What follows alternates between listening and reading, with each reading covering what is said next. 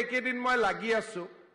গাঁৱে ভূঞে কিছুমান মানুহ জন্ম হৈছে দুখীয়া মানুহৰ পৰা সুদত টকা দিয়ে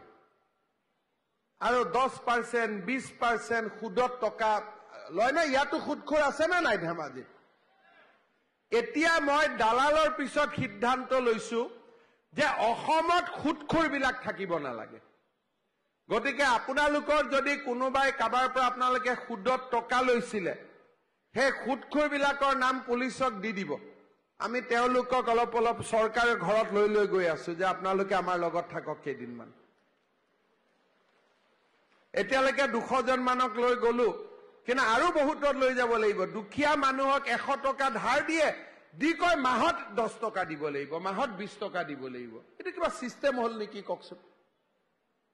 এটা লাহে লাহে আমি অসমখনত সব জংগল সাফ কৰিম একো জংগলে থাকিব নিদু একো সন্মুখত আমি জংগল থাকিব নিদু আমাৰ অসমখনত ভাৰতবৰ্ষৰ এখন সৰ্বশ্ৰেষ্ঠ আমি ৰাজ্য বনাব লাগিব মিলি পেলাই সকলোৱে লগ হৈ পেলাই আৰু সেই কাৰণে আপোনালোকে সকলোৱে আমাক সহযোগিতা কৰিব